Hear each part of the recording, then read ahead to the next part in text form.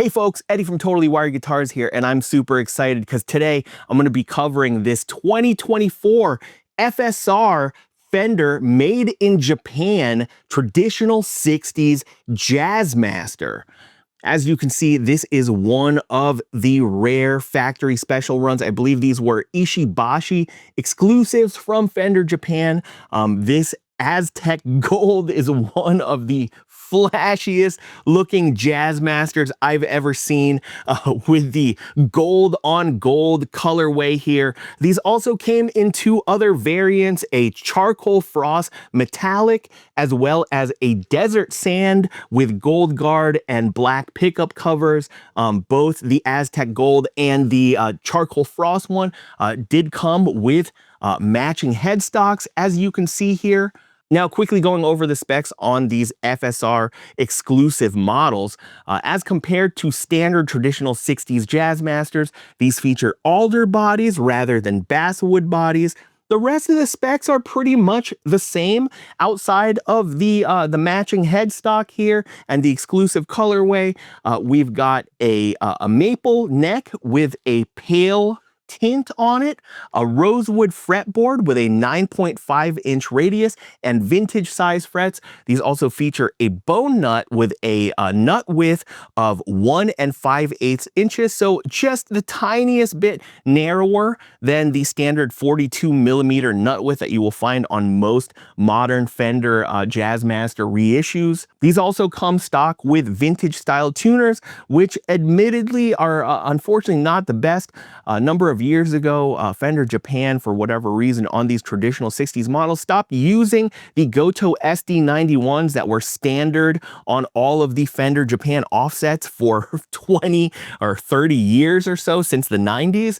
And they started to use these more budget economy vintage style tuners that most likely were made by Ping, despite not actually having that PW stamp on the inside. If they aren't made by Ping, then they are outsourced from some other country, and I actually surprisingly have seen these same tuners on the Ventera 2 models that have been in the shop recently. Now, moving on to the hardware, these do come stock with the original threaded saddle bridge that people a lot of times don't get on with, as well as the Fender Japan Vibrato unit, both of which you could definitely make work, but aren't the best and could stand to see some improvement with some upgrades to either AVRI units if you prefer to stick with a vintage style bridge, or you can go with something like we've gone on here.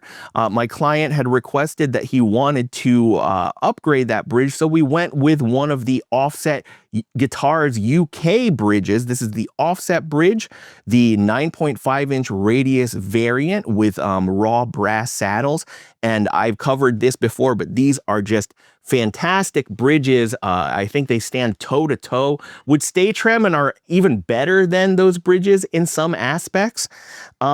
Now, as far as the pickups go, these came with just domestically produced Fender Japan Jazzmaster vintage style pickups. They sounded pretty good out of the box, but my client did want to upgrade these because he wanted a fuller and beefier sound overall, particularly with the bridge pickup, which can sound a little bit thin, a little bit ice picky to some people's ears.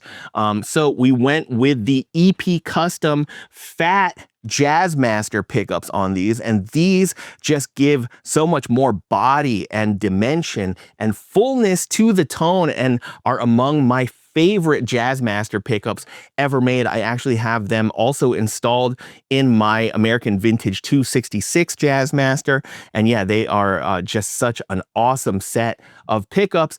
They are just slightly overwound without being in super hot territory, so that introduces a bit more mid-range to the fold, and also, of course, some more low end and low mids that make that bridge pickup in particular sound warmer and fuller overall. The circuit here is just your traditional Jazzmaster wiring circuit. You've got your lead, volume, and tone controls, as well as your three-way toggle switch to select your bridge pickup when it's position towards the bridge, both pickups in parallel when it's in the middle, and the neck pickup when it is facing the neck. When you turn on the rhythm circuit switch here, that completely bypasses all of these controls down here and selects only your neck pickup. This gives you a darker, kind of jazzier, more chord-oriented tone, and what they had originally had in mind when they designed this back in the late 50s was that jazz players would mostly live in the rhythm circuit, and then when they had to do a lead, they would switch down into our lead tone. Now, if you aren't too familiar with the Fender Japan guitars that have come out since, I'd say, probably about 2018, the electronics in these are actually already the same American spec electronics that we see. So we've got our CTS pots in your lead circuit, switchcraft switches, an input jack. These do have, for the mini pots, despite the fact that they are US spec with regards to the roller wheel size and also the bracket size and all that, they are made in Korea mini pots by a company called Chinsung, and I find there to be no difference in quality on these versus the standard CTS mini pots that you will see on, you know, American Vintage Reissue and even Vintera models. Now, unlike the Charcoal Frost model, this as well as the Desert Sand do come with an anodized gold aluminum pick guard. It's a really, really nice version of anodized gold. It's not orangey and kind of fake looking like some of the cheaper variants that you can find in the aftermarket or even on some of the Squier guitars. It's got not as saturated of an orange or yellow tint, which is really nice to see, and does wonders when it comes to taming the 60 cycle hum and also outside electronic interference. I have found time and time again that installing an anodized gold aluminum pickguard in conjunction with having a well-shielded body, which on this one is completely shielded with the conductive black shielding paint. And I actually did test to see if this shielding paint does have continuity with the circuit, and it actually does, which is more than I can say for the kind of paint that they use on Squiers and even the Vintera 1 series of offsets. Now, the one place where this is lacking a bit is the wiring. I've said this time and again. This comes with the standard PVC coated or plastic coated wires. They are annoying as hell to work with, and they can melt really, really easily if you are not super experienced with a soldering iron. So just watch out if you are upgrading the pickups or any of the components under here. I would prefer for those to be cloth covered Gabbett 22 gauge wiring. But my client did decide to skip upgrading the wiring harness on this to keep the total amount of mods and the costs associated within budget. And that's totally fine. I told him that these are perfectly serviceable as is, do not really require any upgrade, and you're not really going to hear any upgrade in tone. If anything, upgrading the wiring harness here would really just involve replacing out those plastic wires for cloth covered ones, because as I said before, the actual electronic components here are already great quality. Now, because this guitar has been completely upgraded, very little on this is stock. As I said before, we did upgrade the tuners, we upgraded the bridge, we upgraded the vibrato here to an American vintage unit, right? Because it's just a much more robust and smooth and responsive feeling unit overall. And we did actually swap out those tuners for Gotoh SD91. So yeah, this is not going to be a great representation of the stock sound of this series of FSR guitars, but if you are curious to hear what the stock pickup sounded like, check out my review on the FSR Sherwood Green traditional 60s Jazzmaster that I covered a while back. The stock pickups in those are pretty much the same as what came in here. Those also featured alder bodies, and the only real difference between the two models is the fact that those came with bound round necks. One last detail that I did want to share with you, because people are unsure what the neck profile on these and are often misled by that U-shape designation. I did break out the calipers and I got a neck thickness here of 0.87 at the first fret and 0.90 at the 12th fret here. And so you can see just even in the numbers that the neck profile here has very, very little taper from the first to the 12th fret. It almost feels like a baseball bat in that way, but definitely not super thick and unmanageable. This is still a thinner feeling neck than the necks featured on the American Vintage 65s or even the American Original 60s, which are decidedly much beefier necks than even this one. But that said, this is a very comfortable neck. It's definitely not U-shape in the same way as like, 50s Telecasters are U-shaped necks. This is still very much a C-shape to me. And I think the U-shape designation comes from the fact that these do have a bit more prominent of a shoulder, but that slightly narrower nut width, that vintage style, 1 5/8 inch nut width, I think does offset that a bit. And these are among some of the most comfortable Fender Japan necks that I have played. Also, I didn't check the weight of this thing yet, so it doesn't feel heavy to me. I would not be surprised if this was actually under 8 pounds. A lot of these Fender Japan models, particularly the basswood ones, are definitely lighter than a lot of their Western counterparts there. So yeah, we have got 7.4 pounds here. So super lightweight for a Jazzmaster with an alder body.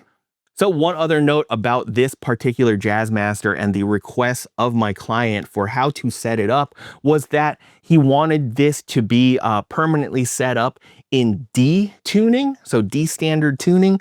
And so for that, I had recommended that we go with a heavier gauge of strings. So we went with a 12 to 54 gauge of D'Addario strings, and they just feel really, really fantastic. They feel like a set of 11s because of that drop tuning here, and just very comfortable and very, very stable. And the action is set comfortably low. If you get one of these guitars and you do want to install a heavier set of strings like 12 and above, you unfortunately are going to have to alter the slots of the nut. You're going to need to make them a bit wider at minimum. But for me, because this also did get a fret leveling, a very light one, it didn't take very much, as well as dressing the fret ends, because this was produced in 2024. And so over that course of time, with the changes to the environment, this did start to exhibit some pretty noticeable fret sprout. I have experienced that also on some of my other Fender Japan offsets that I've covered on this channel. And while this guitar played overall pretty good, when my client handed it off to me, the suite of upgrades that we did here have made a marked and very noticeable improvement. As I had mentioned before, this AVRI vibrato here just feels so much smoother, so much more fluid, and if anything, more stable, and also results in a bit more sustain because it does have more mass overall to the various components that make up the American vibrato as compared to the Japanese one. Another thing that you will notice with the American vibrato versus the stock Japanese one is that the strings are actually feeding out of the tailpiece here straight, right? You do not see them kind of splaying out in the same way that you do on a stock Fender Japanese vibrato, because the string spacing at the vibrato for the Fender Japan units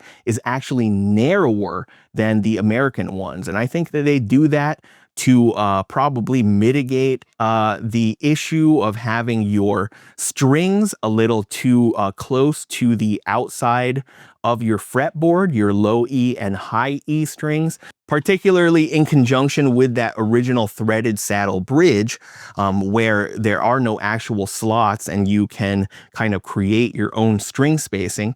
But yeah, I do find that little detail to be something that I personally prefer with regards to the offsets that I work on and also own. The tuning stability here is also better. Again, these stock tuners are perfectly serviceable. They do not require you to necessarily upgrade right off of the bat, but you will notice an improvement in how quickly you can tune and how stable the tuning is if you install a set of Gotoh SD91s or even the Fender Pure Vintage tuners, which are basically just a Fender repackaged Gotoh SD91. The Gotoh made in Japan tuners are among the best aftermarket vintage style tuners I've seen, and it makes sense because those are what has come standard on the American vintage units, as well as the Johnny Marr, Jaguar, and other more expensive, I'm assuming custom shop, all use the Gotoh vintage style tuners. Anyway, without further ado, let's go ahead and plug this thing in and see how it sounds. So we are plugged into the Princeton Reverb Reissue. This is our clean tone. We've just got just a smidgen of reverb on it just for the vibes. We're starting with our bridge pickup in our lead circuit here.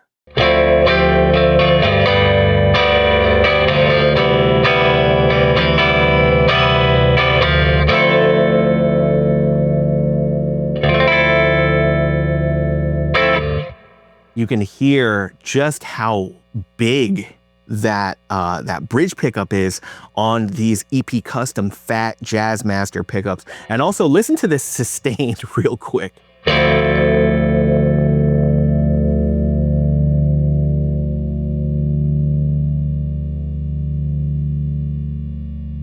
Now, mind you, this is not a fixed bridge, right? It's still going.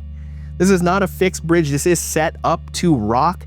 Although I did want to share very quickly that if you look there, I don't know if you're gonna be able to see it, but you can see a little kind of beige colored sleeve there. And what that is it's surgical tubing, and that allows the bridge, if you can see, to still rock back and forth when engaging the vibrato, but it always returns back to perfect center. I have my buddy to thank who shared that tip with me a little while back, and the size of surgical tubing that you need. So this is what it looks like here, okay? But the size that you need is going to depend on the particular inner bore of your thimbles, the size, the inner diameter of that inner bore, as well as the size, of course, of your legs or bridge posts. I will share a link to what I've been using down in the description in case y'all want to try that mod out for yourselves. All right, we're gonna move on now to the middle position, both pickups in parallel.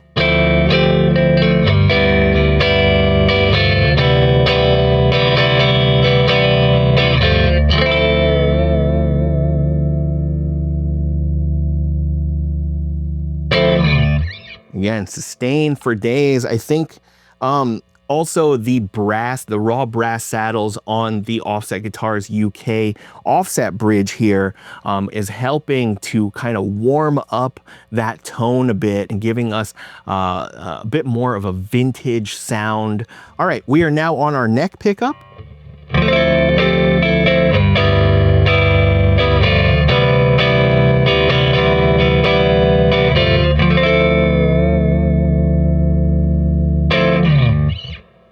I feel like I pray at the house of the neck pickup when it comes to pretty much all offsets. And yeah, this EP Customs fat neck pickup here just sounds gorgeous. Now you can hear when I dig in here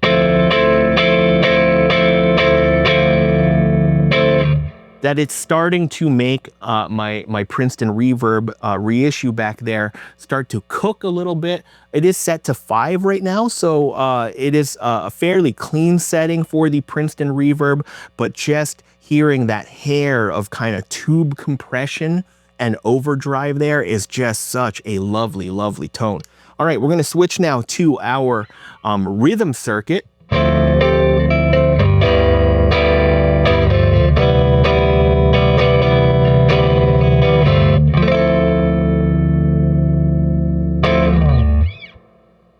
Beautiful, beautiful sound. And go ahead and listen to that standby noise right there, real quick.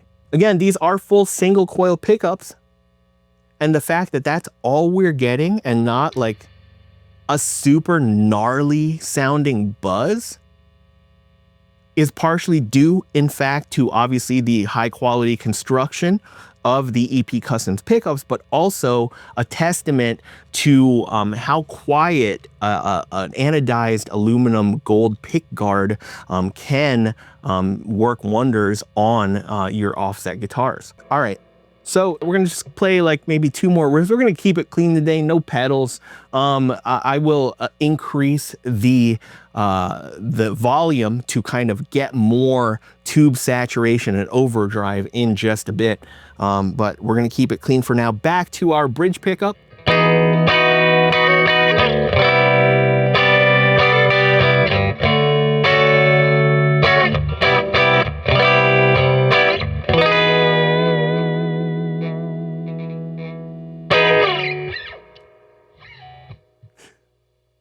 It sounds so good. All right, our middle position with both pickups in parallel.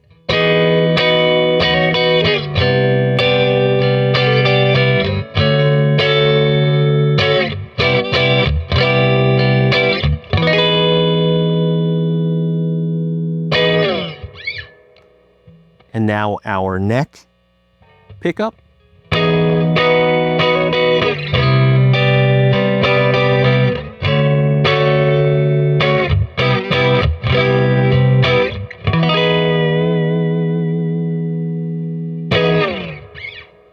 And our rhythm circuit here.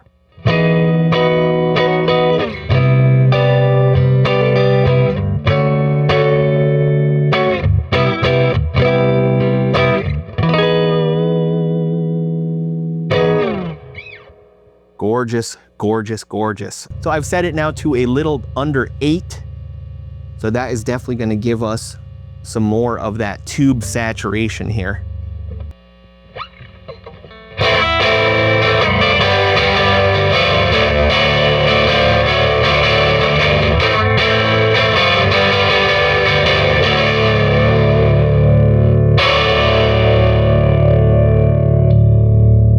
Middle position.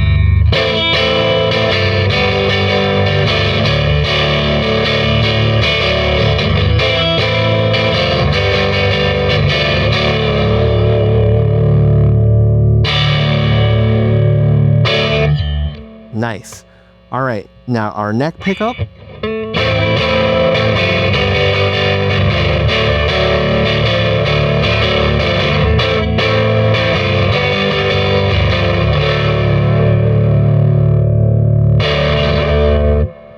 And our rhythm circuit here.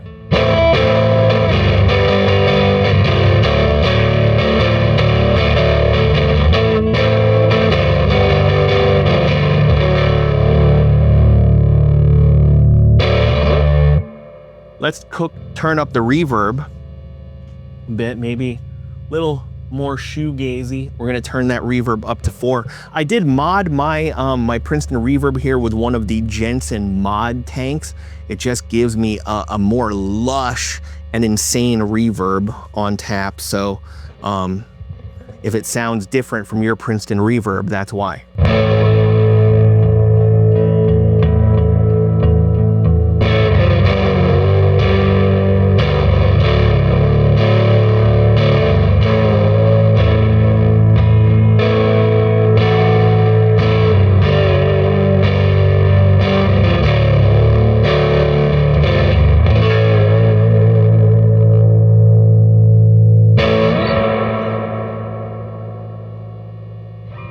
All right, so now we're back to our bridge pickup.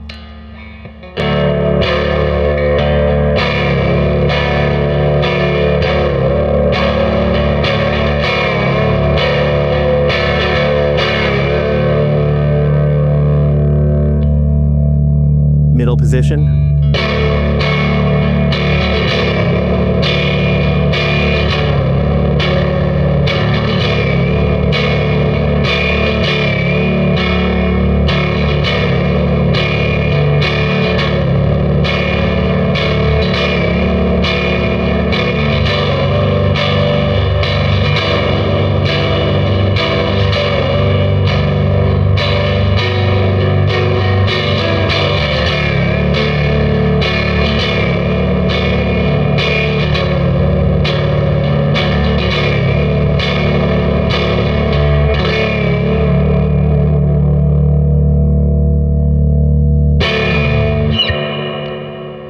All right, our neck pickup.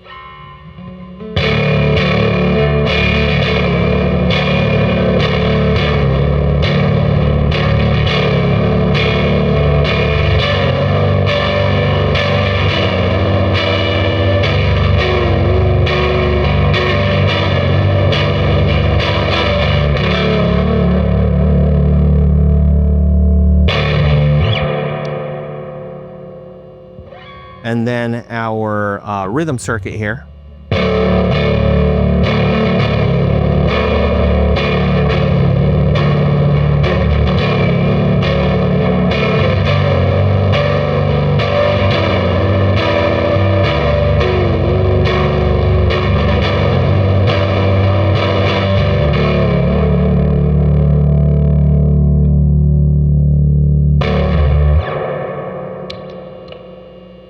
All right, we're on our bridge pickup here.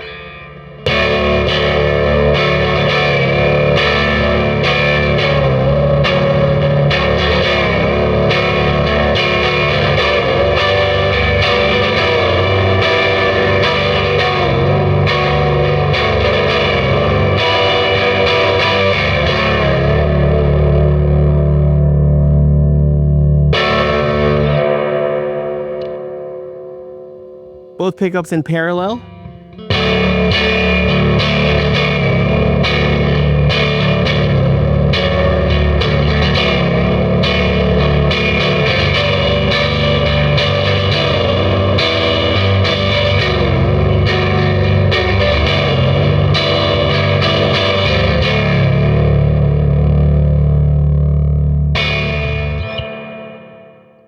So that gives you an idea of some of the overdriven tones, particularly with the EP Custom fat pickups.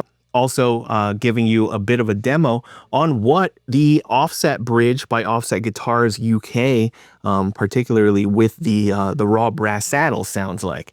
All right, so just to cap off the demo, we've dialed back that reverb back to about 2 now, and we're just gonna play some picked out kind of more of a jazzier R&B kind of riff here.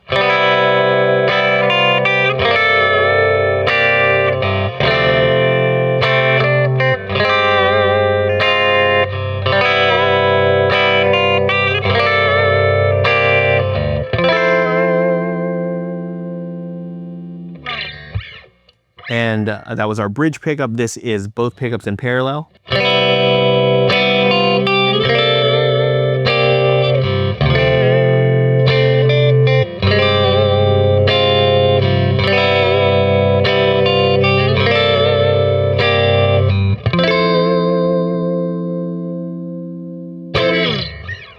And our neck pickup.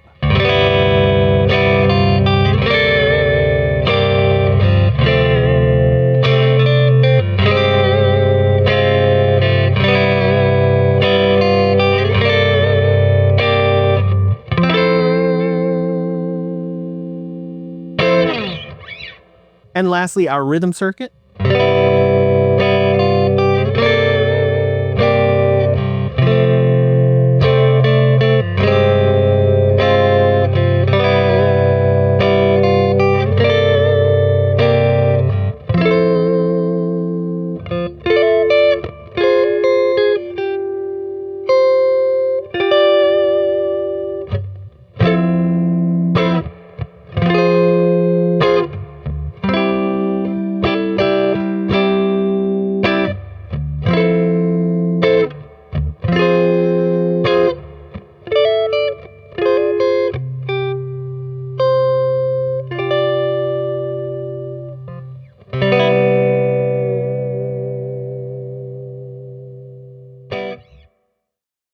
And there we have it, folks. So my final thoughts on this. So first of all, good luck. If you are looking for one of these. Every now and again, you will still see examples from the 2024 FSR Ishibashi special runs. They can usually be found for I'd say if on the cheaper side, maybe you will find them around, you know, $1,500–$1,600 with $200+ shipping sometimes. But these days, when I've casually looked, you will often see these to be above $2,000 because the sellers, or in some instances, the guitar scalpers, can charge whatever the hell they want for them. And you're either going to pay or you're not. I definitely think that these are fantastic Jazzmasters. They feel really, really good. The 9.5-inch radius with the vintage size frets just feels super comfortable to me, despite being a devotee of the 7¼ radius. I really dig the neck profile. It just feels really nice and comfortable and ergonomic, right? It's not so thin that I'm, you know, have bad form. I'm not admittedly the best guitar player even, but yeah, I can just feel similarly to why I prefer the P bass these days over the jazz bass, is I just feel that little bit of extra meat to the neck helps me play with more proper form. Yeah, what else is not to love? They come in great colors. They're lightweight overall, and they are just solidly built Jazzmasters that are a head and shoulders above with regards to fit and finish with their Western counterparts, particularly ones that were in the same price range. So Vintera 2, I am looking at you. And also, unlike the Vintera 2, these do not feature stupidly small bridge thimbles that you're going to need to swap out in case you do want to upgrade your bridge. As I lightly mentioned before, if you do get one, I would recommend that if you wanted to play its absolute best, that it could benefit from both a vibrato, bridge, and tuner change. If you're going for a bigger sound, I highly recommend these EP Customs fat pickups. Or another one that I can mention is definitely the Curtis Novak Cajones, which I've also found similar and favorable results with. But overall, yeah, I really, really love this guitar, and I'm super stoked to give this back to my client because I think he's going to be pleased overall with how it feels and sounds now. Anyway, I think that's going to do it for this video. I hope you all found it enjoyable as well as informative, especially if you've been on the hunt specifically for this 2024 run of FSR exclusive Fender Japan Jazzmasters. What do you all think? Do any of you out there own one of these? How does it compare to other Jazzmasters that you've owned? And if you've done any mods, I'd love to hear about them. Let me know down in the comments.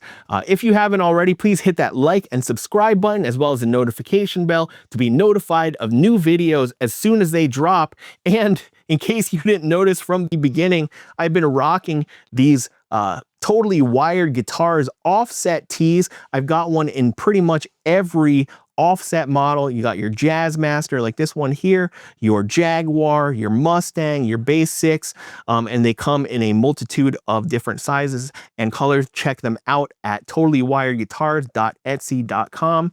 And also, if you are interested in any of the gear that I use here, I've shared them. I do have a Zounds wish list. Zounds is a regular sponsor of this channel, so buying any of the kinds of gear that I recommend through my affiliate links definitely helps my channel out a lot. So thank you all in advance for those of you who are motivated to purchase to help support the channel, but that obviously is not required, and your viewership and your interactions and engagement with my videos and also with me during premieres and on socials, I am so very, very grateful to you. So thank you. And as always, don't forget to follow Totally Wired Guitars for more offset guitars buying tips.